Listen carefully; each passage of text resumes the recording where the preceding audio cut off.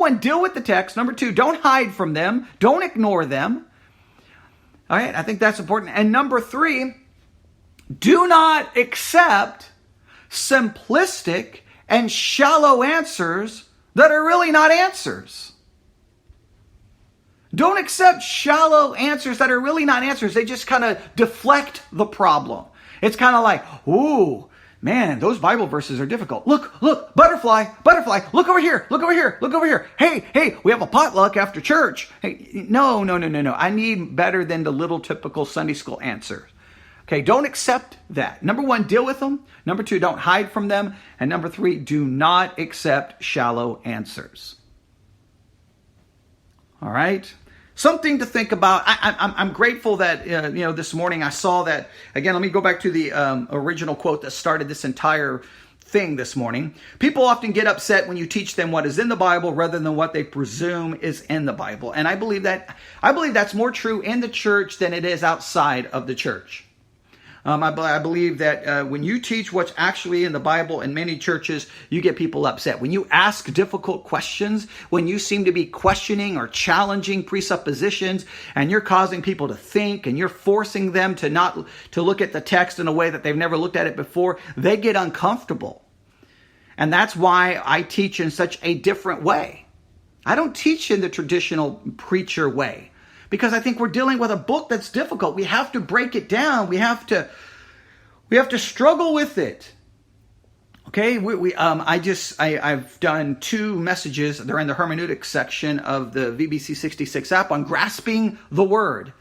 And we're going through different hermeneutical steps that we have to take. And some of those principles are invaluable. We're dealing with concepts. We're separated from these verses by thousands of years. We're different culture, different history, different context, different language. If we're not willing to acknowledge that there are difficulties and struggle with those difficulties, then we're not really embracing the Word of God. I mean, as Christians, we got to stop saying that the whole Bible is true and we believe every single word of it, and then we don't actually study every single word of it, and we don't actually teach it in any meaningful way. There are some verses in the Bible that should bother everyone who claims to be a Christian. And there's verses in the Bible that should bother every single person who isn't a Christian. Right? There's just verses in the Bible that should bother everyone who knows how to read. Now, there are some verses that people say, ooh, that's a problem. And you're like, okay, come on. Just basic reading, comprehension 101. Basic, reading interpretation 101. Look at some context. Let's look up some Hebrew terms here. Let's get some little historical context. And it's not as shocking as it appears. There are others that are disturbing. When you get into to the end of the book of Judges, you want to talk about disturbing.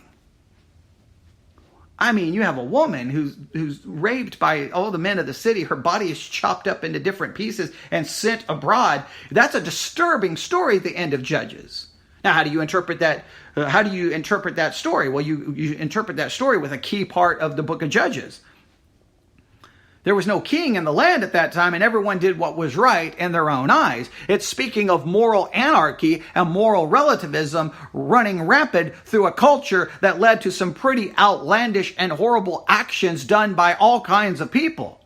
All right, now but see, you've got to have the context of the book in which that story occurs, and then it's still horrible, but it makes more sense. Same in Genesis 19. Pick up the narrative about Lot. Lot's not being viewed as a wonderful person. He's being viewed as someone who is compromising all the way down the line. He pitches his tent towards Sodom. Next thing you know, he's at Sodom, and next thing you know, he's at the city gates of Sodom. I mean, like you see how that story develops, and you're like, okay, when he does that action of offering up his daughters, that's consistent with the narrative. It's not telling you that this is a wonderful thing. Some of the text can be explained, and it's not complicated. People who don't want an explanation are just people who don't want an explanation. People are fair with the text. Some of the text makes sense. People who are fair with the text will also acknowledge there's some text there. There's no easy answer, and we have to accept that. So, for churches, let's do this. Let's teach the Bible, all of it. Let's struggle with it.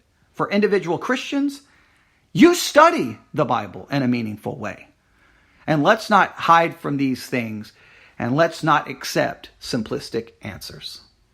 All right, that concludes this impromptu live broadcast on Monday, July the 15th, 2019. Just be checking the VBC 66 app. I may be posting the sermons from Sunday. I don't really know what else to do. I apologize. Anything in them that you don't like, I apologize, just because my post-seizure sermons are not very good, but that's the best I can do. So, we'll see.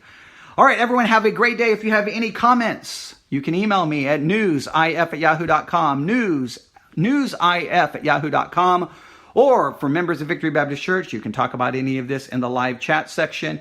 And anybody has any thoughts or comments, I would be more than happy to hear from you.